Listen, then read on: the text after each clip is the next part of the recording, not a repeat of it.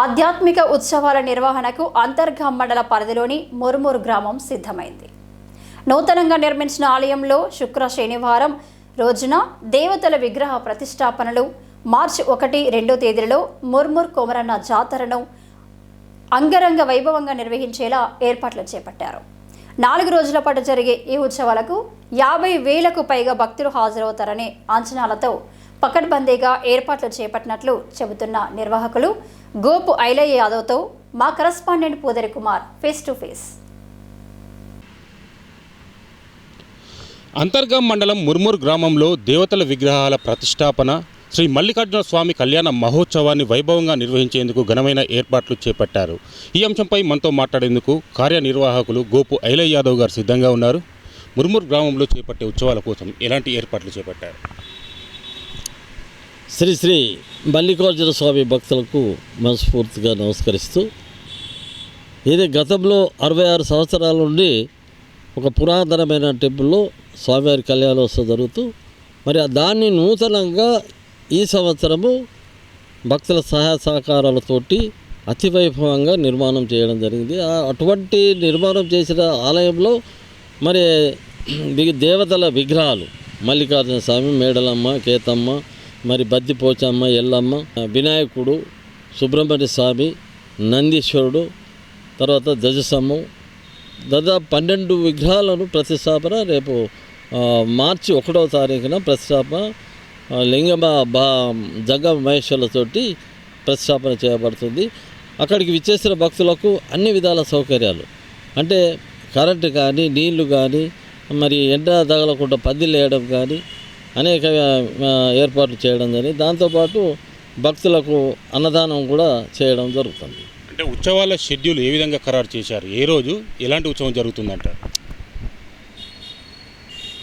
ఏదైతే లింగమ శర్మ వారి యొక్క బృందం చేత 27వ తారీఖు ఉదయం మరి 7:30కు ఉత్సవాలు ప్రారంభమవుతుంది.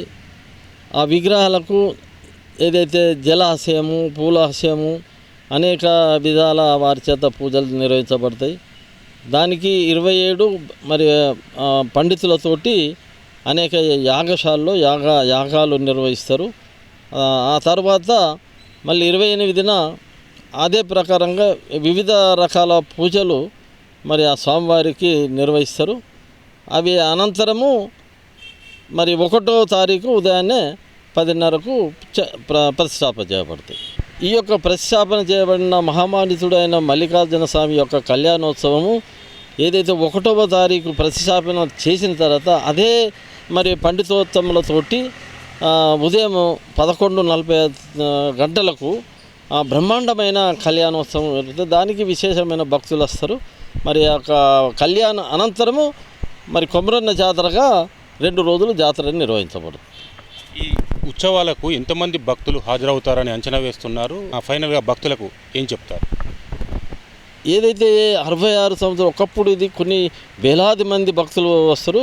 మరి దాన్ని మించిన లాస్ట్ అయితే పోయిన సంవత్సరం 30,000 మంది భక్తులు ఇచ్చేశారు. మేము ఎక్స్పెక్ట్ చేస్తున్నాం దాని మీద డబుల్ ఈసారి వస్తారని తెలుసుకుని, ఎందుకంటే నూతన ఆలయాన్ని నిర్మాణం చేశారు కాబట్టి నూతన దేవతలు కూడా మరి చాలా విశిష్టత ఉన్నది కాబట్టి భక్తులు విశేషంగా దాదాపు 50 నుండి 60,000 మంది వస్తారని అంచనా, మా యొక్క అంచనా. Thank you. 6 దశాబ్దాలకు పైగా ఆనవాయితీగా నిర్వహిస్తూ వస్తున్న శ్రీ మల్లికార్జున స్వామి కళ్యాణ మహోత్సవాన్ని గతంలో కంటే వైభవంగా నిర్వహించేలా ఘనమైన ఏర్పాట్లు చేపట్టినట్లు కార్యనిర్వాహకులు గోపు ఐలయ్య యాదవ్ చెబుతున్నారు. గతంలో కంటే రెట్టింపు స్థాయిలో భక్తులు హాజరవుతారనే అంచనాలతో ఎలాంటి అసౌకర్యాలు కలగకుండా అన్ని రకాల ఏర్పాట్లు చేపట్టినట్లు ఆయన చెప్పుకొస్తున్న పరిస్థితి. కెమెరా పర్సన్ శ్రీనివాస్తో కుమార్ సిటీ న్యూస్, గోదావరికని.